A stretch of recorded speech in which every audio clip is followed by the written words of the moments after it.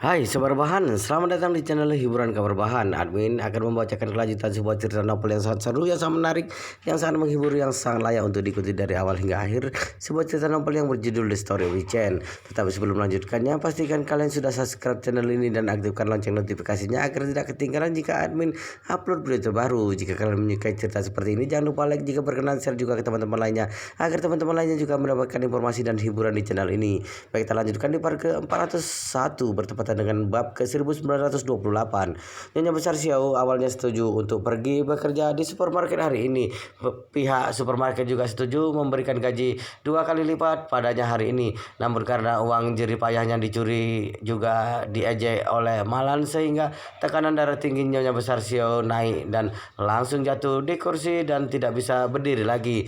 Meskipun tidak ada masalah serius dengan kesehatannya, tapi karena kemarahan menyerangnya yang membuat tekanan darah naik, jadi hanya bisa melupakan niat untuk bekerja di supermarket. Hati Nyonya Besar Xiao merasa sangat putus asa karena uang hasil kerja kerasnya telah hilang dan juga tidak bisa mencari uang hari ini.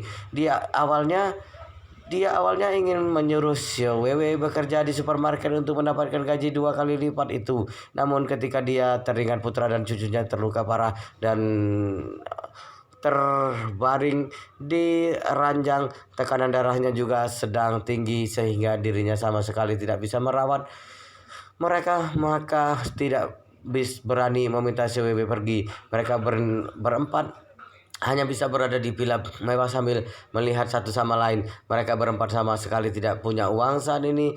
Yang ada hanyalah sisa nasi dan sayur sisa kemarin.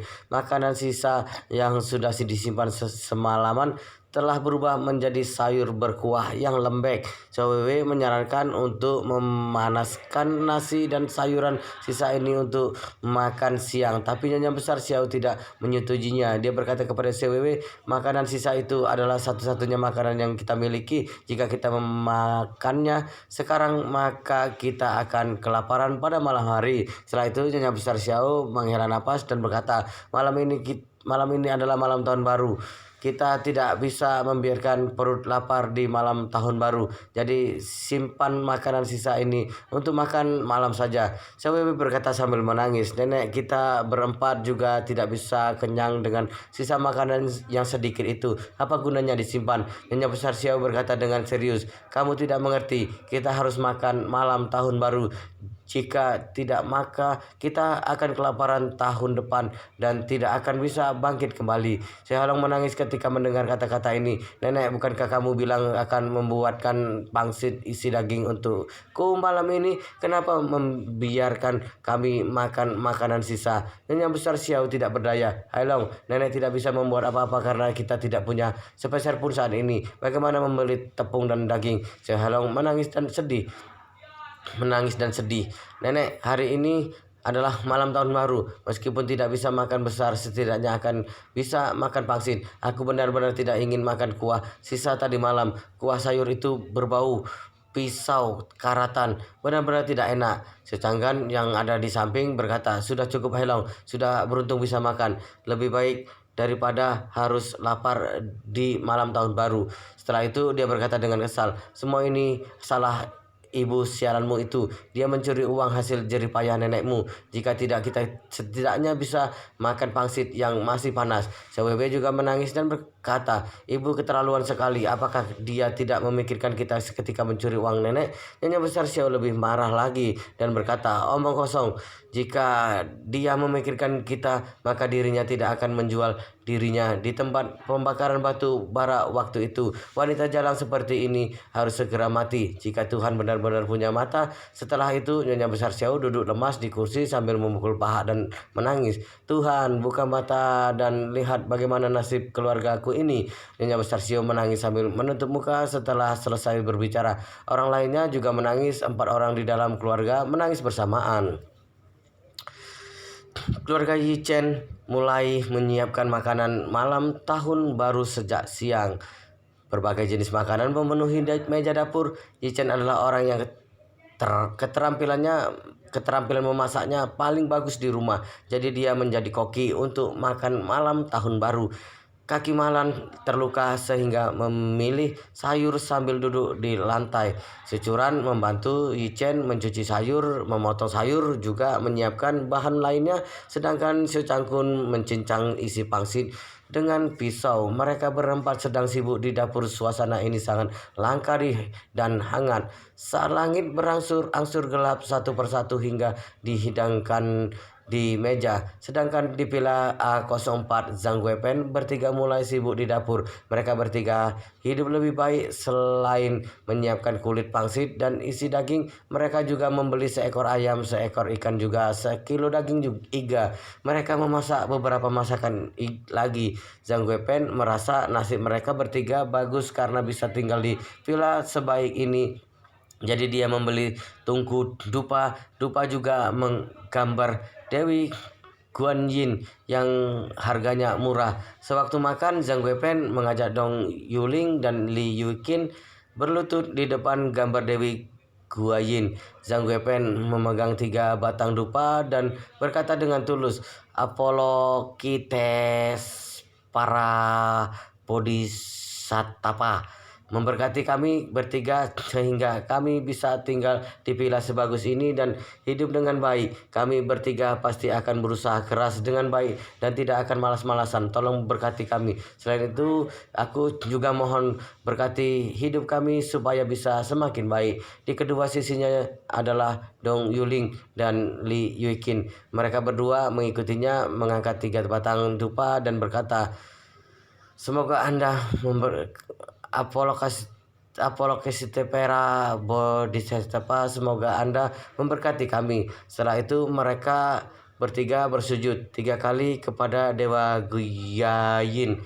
Zhang Guipen berdiri setelah bersujud dan menancapkan dupa terlebih dahulu dan berkata dengan puas setelah kedua sahabatnya menancapkan dupa, "Mari bersaudara kita makan malam tahun baru." Keduanya berkata serempak, "Baik Kak Guipen." Ketika mereka bertiga makan, Xiao Wei dan Nyonya Besar Xiao terus mengintipnya dari sudut tangga. Mereka turun untuk melihatnya karena mencium wangi makanan.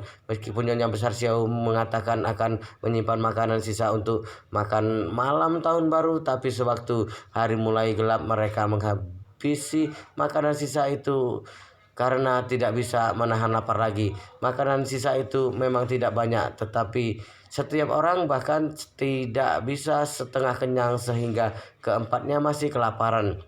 Nyonya Besar Xiao dan Xiao Wei menelan air liur ketika melihat ketiga wanita memasak satu meja penuh hidangan. Xiao Wei bertanya pelan kepada Nyonya Besar Xiao ketika melihat mereka bertiga mulai makan, "Nenek, menurutmu apakah mereka akan menyisakan sedikit makanan?" Nyonya Besar Xiao menggelengkan kepala dan menelan air liur pada saat yang sama. "Aku tidak tahu, semoga begitu." Xiao Wei berkata dengan sedih, "Alangkah bagusnya jika bisa menyisakan 2 potong iga dan 1 mangkuk nasi. Takutnya mereka tidak akan menyisakan apa-apa." Air mata sudah mengalir setelah dia selesai mengatakannya. Nyonya Besar Xiao melihat tungku dupa Dewi Guanyin dan berkata dengan serius, "Wewe, jangan khawatir. Apa kamu melihat tungku dupa itu? Di dalamnya berisi beras. Kita pakai beras itu untuk membuat bubur setelah mereka tidur." Saat ini keluarga Yichen sedang berada di ruang tamu. Mereka makan malam tahun baru sambil melihat gala festival malam tahun baru. Keluarga mereka terlihat bahagia. Xiao Changkun dan Malan yang saling berselisih juga tidak saling bertengkar lagi. Xiao Changkun minum sedikit anggur putih bersama Yichen. Xiao Changkun merasa sangat senang. Securan pada awalnya ingin minum anggur merah bersama Malan, tapi Malan merebut anggur dari tangannya. Dia berkata serius dengan Malan sambil menuangkan anggur untuk dirinya sendiri, "Curan, wanita yang sedang merencanakan kehamilan tidak boleh minum anggur. Tidak baik bagi janin." Setelah itu dia berkata sambil tersenyum kepada Yichen, "Menantu baikku, kamu juga jangan minum terlalu banyak. Anggur bisa mempengaruhi kualitas sperma sehingga akan mempengaruhi kualitas anak." Securan menjadi sangat malu. Dia berkata dengan malu juga marah, "Ibu, kenapa kamu semakin sembarangan berbicara?" Malah berkata dengan serius, "Aku sedang mengajari perawatan kesehatan kepada kalian. Semua ini karena dikatakan para ahli parenting dan ahli genetika di TV. Securan tidak berdaya. Kamu juga tidak bisa mengatakan begitu langsung. Setidaknya katakan dengan cara yang lebih halus. Malan merasa tidak bersalah. Bukankah aku sudah mengatakan sperma? Bukankah ini cukup halus? Toleransi anggur Xiao Cangkun biasa saja dan sudah agak mabuk. Setelah minum beberapa gelas, dia melihat Jichen meskipun agak mabuk, tapi berkata dengan sangat serius, "Menantu baikku, jangan dengarkan ibumu. Waktu itu aku mabuk sehingga baru bisa melahirkan Curan. Kamu lihat kualitas Curan, apakah ada yang kurang? Kualitas putriku pasti nomor satu di negeri ini. Dia sepenuhnya pewaris gen dariku." Malan membantahnya dan berkata, "Tidak tahu malu, Curan mewarisi gen baikmu. Gen baik apa yang kamu miliki? Curan sangat cantik dan semua itu tergantung dari kecantikan alamiku." Kentut si Cangkun memonyongkan mulutnya. "Gen sepertimu tidak akan ada yang mau memungutnya. Masih mengatakan gen bagus." Kentut Malan melempar sumpit dan berkata dengan marah, "Apa yang kamu inginkan, si Cangkun? Aku tidak ingin bertengkar denganmu di malam tahun baru, tapi kamu jangan keterlaluan." Si Cangkun memeluk leher dan berkata dengan panik. Menekuk leher dan berkata dengan panik, "Aduh, bukankah aku memberi pelajaran kepada menantuku? Ini adalah topik antar pria. Kamu jangan ikut campur." Dia menepuk pundak Yichen setelah mengatakannya dan berkata, "Yichen, kamu dengarkan ayah dan jangan pikirkan apa-apa. Tidak perlu melakukan persiapan apa-apa. Minum sedikit anggur. Jika dirimu senang, mungkin saja akan benar-benar ampuh." Wajah Securan menjadi merah ketika mendengarnya dan segera meletakkan sumpit serta berkata, "Aku akan menonton TV di dalam kamar. Kalau kalian masih membahas topik ini lagi." "Jangan, jangan." Secongkun segera melambaikan tangan dan berkata, "Ayah tidak akan membahasnya lagi. Kita merayakan malam tahun baru berempat untuk pertama kalinya malam ini. Selain itu kita tinggal di villa yang begitu bagus dan tidak perlu menerima tekanan nenekmu sehingga kita harus merayakannya dengan baik." Malan setuju kata-kata Secangkun di luar dugaan dan berkata sambil tertawa, "Benar, kita harus begadang sampai jam 12 malam." Securan berkata, "Kita bisa begadang tapi kalian berdua jangan berbicara sembarangan." "Baik-baik," Malan berkata sambil tertawa, "Aku tahu kamu pemalu. Aku tidak akan mengatakannya lagi." Secangkun juga segera mengalihkan topiknya dan berkata kepada Yichen, "Ayo menantu baikku, mari kita minum." Yichen mengangguk, mengangkat gelas dan bersulang dengan Secangkun. Dia baru selesai minum dan menerima dua pesan WeChat di ponselnya. Dia membukanya dan ternyata itu adalah WeChat yang dikirim itu nanaku yang berada jauh di Jepang. Dia mengirim foto halaman rumahnya yang ada di Kyoto terlebih dahulu. Di dalam foto itu halaman rumahnya tertulis salju lagi. Kemudian ada juga tulisan yang dia kirim. "Tuan Yichen, hari ini adalah malam tahun baru kalian. Nanaku ucapkan selamat tahun baru. Selain itu, aku juga ingin memberikan kabar baik untukmu. Kyoto turun salju lagi malam ini." Ketika Yichen melihat foto itu, Yichen kembali teringat malam bersalju di Kyoto sebelumnya. Dia menyelamatkan itu nanaku di malam hujan salju lebat itu, sekalian menyelamatkan Sujipe dan Sujeyu. Ketika memikirkan ini, dia menghela nafas di dalam hatinya dan membalas, "Nanaku, terima kasih. Aku ucapkan selamat tahun baru juga." Yichen tidak mengatakan apa-apa mengenai kata nanaku tentang Kyoto yang turun salju lagi. Dia tahu kalau dirinya tidak boleh melakukan kontak emosional terlalu banyak dengan nanaku. Waktu itu dia merasa nanaku tidak seharusnya menderita seumur hidup karena terluka oleh Kin Oksu. Jadi dia menyelamatkannya. Dia sudah sembuh sekarang dan dia telah menyelamatkannya. Seharusnya mereka tidak ada hubungan lagi. Jika masih terus berhubungan maka kemungkinan membuat masalah baru. Yichen juga tahu kalau dia mungkin tidak bisa memberikan apa-apa kepada para wanita yang menyukainya. Begitu juga nanaku. Jadi lebih baik menjaga jarak yang aman. Ini juga bisa dianggap bertanggung jawab kepada mereka. Itu nanaku adalah wanita yang pintar. Dia bisa membaca pikiran Yichen dari balasan yang dikirimkan. Jadi dia membalas Yichen, "Tuan Yichen pasti sedang merayakan tahun baru bersama keluarga sekarang sehingga nanaku tidak mengganggumu lagi. Aku sekali lagi ucapkan selamat tahun baru." Dia merasa sangat sedih ketika mengirimkan balasan ini. Dia tahu kalau hari ini adalah hari perayaan orang Tiongkok. Selain itu, merupakan perayaan paling penting dalam setahun. Jadi dia mengucapkan selamat tahun baru melalui chat. Pada saat yang sama, kebetulan dia menemani ayahnya untuk melakukan perawatan di Kyoto dan kebetulan turun salju di Kyoto malam ini sehingga dia segera mengirimkan ucapan selamat kepada Yichen. Dia sangat merindukan Yichen ketika teringat malam itu. Jadi dia memakai kesempatan mengucapkan selamat tahun baru untuk memberikan kabar salju di Kyoto kepada Yichen. Namun tidak diduga kalau dia sama sekali tidak menanggapinya. Meskipun hatinya sangat kecewa, tapi itu Nanaku bisa mengerti kalau Yichen sudah mempunyai istri. Yichen tetap akan menjaga jarak dengannya meskipun dia sangat menyukai Yichen. Jadi dia menyimpan ponselnya dan duduk sendirian di tangga kayu yang ada di halaman sambil melihat salju yang turun. Itu Yohiko yang kedua kakinya diamputasi menggerakkan kursi roda listrik dan perlahan mendekat. Suara kursi roda bahkan tidak mengganggu itu Nanaku. Semua ini karena dirinya tidak memperhatikan semua yang ada di sampingnya, tapi sedang memikirkan Yichen yang jauh di sana. Itu Yuhiko menghela napas ketika melihat putrinya melamun sambil melihat salju. Bagaimana mungkin dia tidak mengerti dengan putrinya sendiri? Itu Yuhiko sudah lama melihat kalau putrinya selalu merindukan Yichen. Dia merasa sedih melihat putrinya seperti itu. Jadi dia terbatuk dan berkata, Nanaku, itu Nanaku baru sadar dari lamunan saat ini dan berkata dengan malu, "Ayah, kenapa Anda keluar?" Itu Yohiko tersenyum dan berkata, "Aku melihatmu belum masuk, jadi datang melihatnya."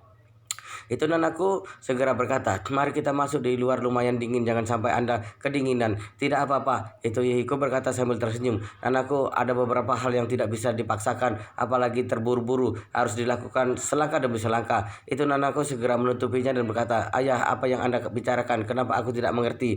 Itu Yohiko berkata sambil tersenyum, "Yichen adalah pria yang baik. Selain itu juga sangat hebat. Pria seperti ini layak kamu tunggu selama beberapa tahun." Wajah itu Nanaku langsung memerah. Namun dia tidak segera mengakuinya, juga tidak segera melarikan diri, tapi dia meletakkan kedua tangan ke depan, membungkuk dan berkata, "Ayah, Nanaku sudah mengerti." Itu Yohiko tersenyum lalu berkata, "Aku sudah tua dan tidak tahan dengan angin dingin. Aku masuk dulu, tidurlah lebih pagi." Itu Nanaku buru-buru berkata, "Ayah, aku akan mengantarkan Anda." Itu Yohiko melambaikan tangannya, "Tidak perlu, kamu suka merenung, maka merenunglah sebentar lagi." Setelah itu dia memutar kursi roda setengah lingkaran lalu perlahan kembali ke kamar. Itu Nanaku melihat punggung ayahnya menghilang di koridor. Dia merasa wajahnya masih panas, jadi dia menutupi salju tebal dengan tangannya lalu segera memegang wajah dengan kedua tangannya. Tangan yang dingin membuat suhu wajahnya turun banyak, juga membuat hati itu Nanaku yang paling dalam berangsur-angsur tenang. Setelah beberapa saat dia menjulurkan tangan lagi dan menekan jarinya di atas salju lalu menuliskan dua karakter Cina yang cantik. Kedua karakter ini adalah nama Yichen. Kemudian dia menopang wajah dengan kedua tangan dan melihat salju menutupi kedua karakter Cina ini sampai kedua karakter itu menjadi samar dan akhirnya menghilang.